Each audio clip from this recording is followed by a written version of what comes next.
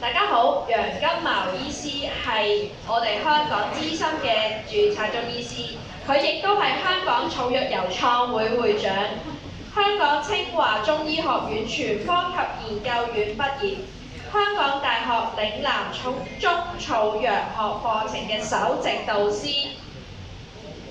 現在我哋有請楊金茅醫師為我哋繼續以下嘅分享。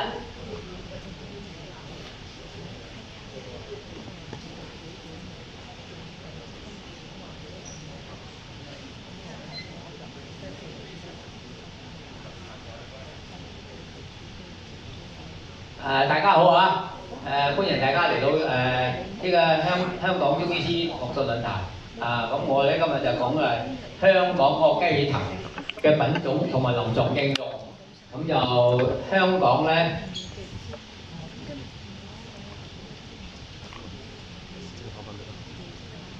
咁雞血藤佢個味道咧係味式嘅，就去風啦、通絡啦同埋補血活血啦。佢主要咧就係呢個貧血啦，同埋即係月經不調啊、月經量少啊，咁同埋月經後期啊、同面色萎黃啊嗰啲，仲有閉經啊、久不受孕啊，同埋仲要即係如果浸酒咧，治呢個風濕痹痛啊、腰腿痛啊嗰啲都好有效果嘅。即係嗰啲粉其實兩種功用，有一種係治婦科病，婦科即係話婦女大家以前啲古老中醫係以血為用。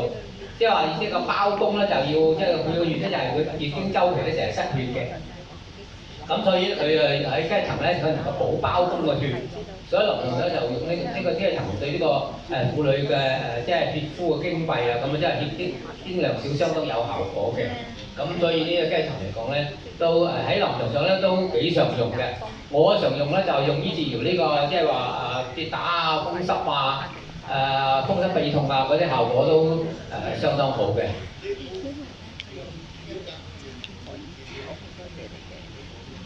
咁臨床應用嚟講咧，譬如我哋即係話嗰個係譬如呢個婦女即係話虛症啊，或者就月經週期不適啊，咁嗰個時候咧，我都會用呢個八珍湯啦，八珍湯啊加或者四物湯啦，咁啊加呢個雞血藤啊。同埋杜絲子啊，嗰個治療效果會更加好嘅。咁頭先有一位老師講話，即係話叫做即係手震有關係。頭先嗰個即係老人家嗰個脹即係話即係手震咧，呢個八珍湯加雞血藤咧，同埋杜絲子相當有效果嘅。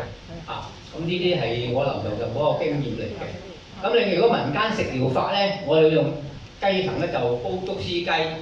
竹絲雞就可以嚟到補身啦、補身體啦。咁未必一定係竹絲雞嘅。咁如果係補啲普通嗰啲雞都可以嘅，或者係煲豬骨啊。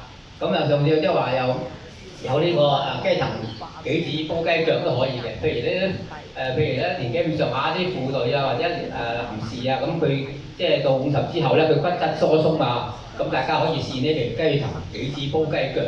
因為雞腳咧係我哋用普通用咧就即係新鮮嘅雞腳，就比較用呢個少用呢個雪藏嘅雞腳嘅。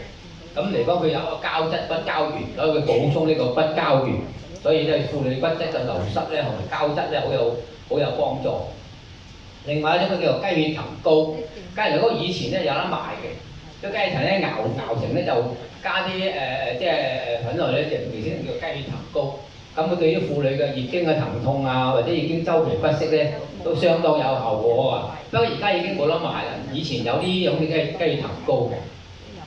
咁另外呢個雞血藤咧對個手足麻木啊、麻痹啊，咁大家可以用試呢個雞血藤啊浸酒，浸呢個白酒啊，咁都相當有效果嘅，可以搽得又可以飲得嘅，相當唔錯嘅呢個雞血藤。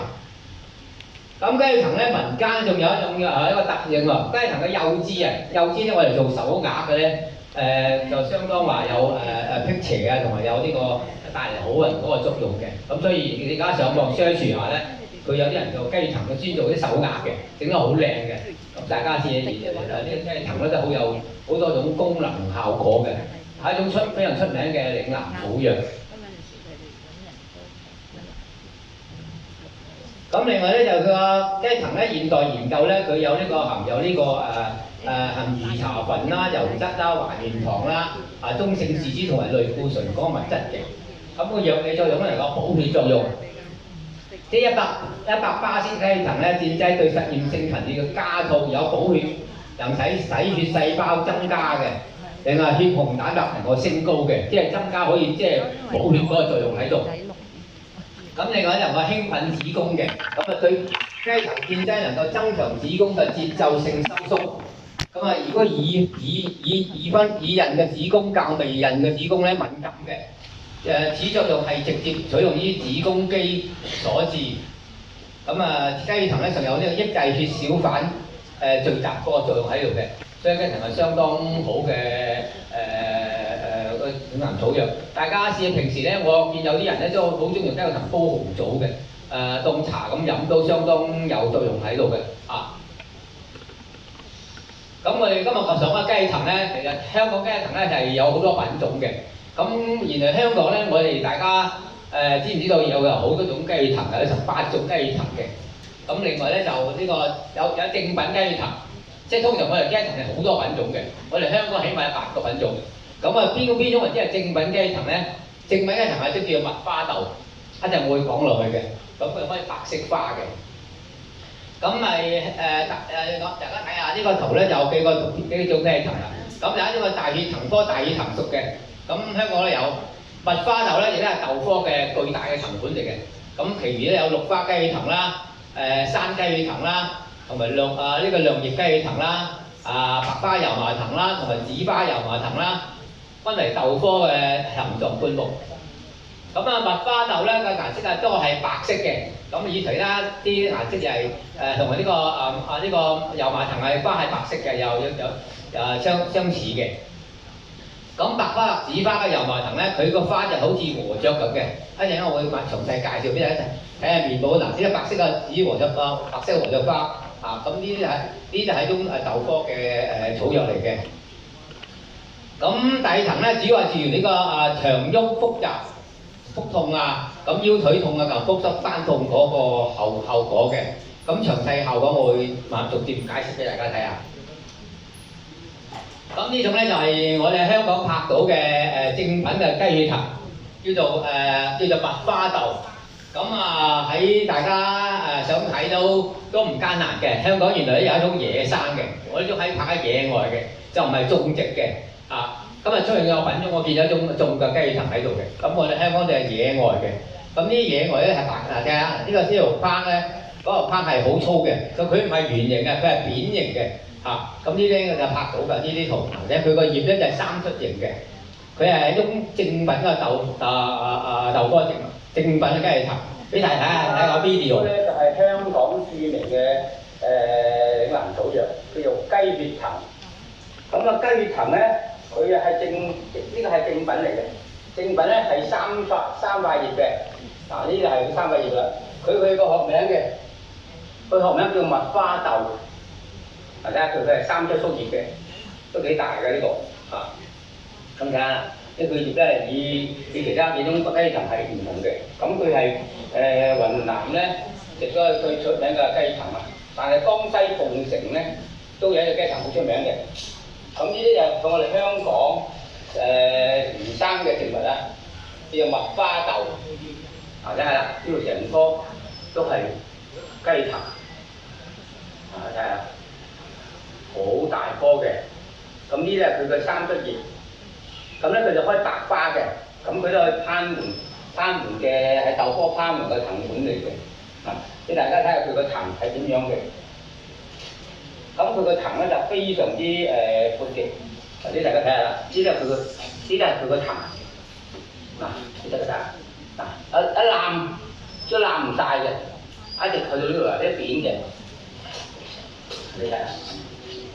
呢度咧佢初時圓形嘅，後來就變咗扁形嘅，但係一攬就做啱啱一攬，佢要過少少，咁喺個頭呢個都係佢中間部分嚟嘅啫。咁佢仲有係喺一直去到頭嗰度嘅。嗱呢度咧就佢個頭，未到頭啊！再睇下呢個資料中間呢個部分，再睇下一攬，仲一攬都攬唔晒。咁啊，大概起碼1英尺。咁成一條龍咁嘅，掛喺呢個山間嗰度，你睇下一條好長嘅，一直去到樹林嗰度，一直去到入邊，去到呢度，佢入邊仲有喺度3個條仔，咁呢就非常之著名嘅草藥啦，叫做蜜花豆雞血藤。咁佢喺個豆嗰個攀援植物。咁其他咧，呢個係主幹嚟㗎，呢棵都係㗎，呢棵都係扁形嘅，都係雞頭，可以攀到上面嘅，非常之粗壯嘅。咁佢呢度咧就佢個分支嚟嘅，咁嗱呢個呢部啊，呢啲，咁呢咧佢個神啊，呢個幼枝，呢個幼枝嚟嘅，呢個根渣嚟，咁睇下佢嘅成個路咁啊彎彎地嘅。一條路咁嘅，一條去嗰度，好大，都用佢大嘅。咁呢啲呢啲係佢嘅葉呢啲，咁其他呢啲就樹枝嘅，呢度，咁啊非常之喺山上嗰啲，非常之即係雞藤咧，我相信咧應該係過百年歷史嘅。咁佢有好多條嘅，咁佢咧嗱，你睇下佢呢條應該係主幹嚟㗎，個頭。非常之好似龍咁嘅，好似龍咁嘅，咁啊希望我哋各方龍咁嘅，即係以正品嘅。咁正品咧有3個橫紋咁叫做正品嘅，而且係滲出越多嘅，咁都叫做正品嘅。咁我講嘅發現到呢個雞頭非常之開心嘅，你睇下。咁我哋呢日香港正品雞頭。呢良好嘅草藥，今日發展呢個非常之好嘅雞頭。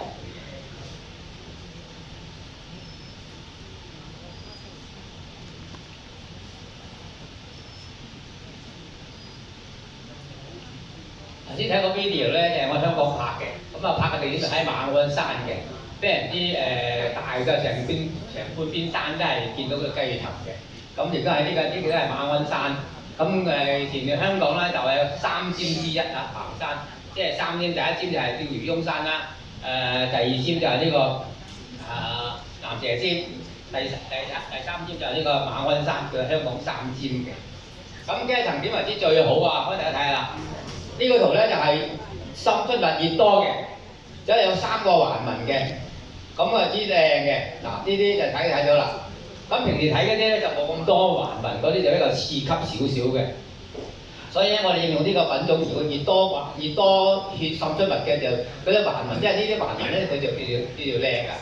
其他嗰啲冇咁多環紋嘅，即係譬如我哋一樣嘅會講大嘅香港雞頭，咁嗰啲就冇咁多環紋嘅。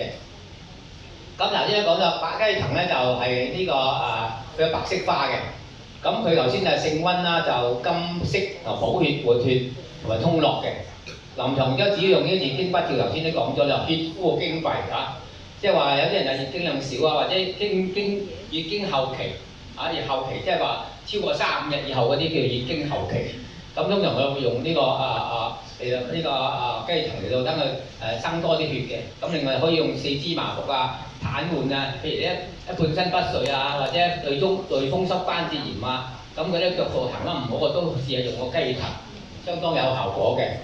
咁另外用於呢個癌症化療咧而引致呢個白細胞啊減少嘅，都相當有效果嘅咁用量都係5錢至1兩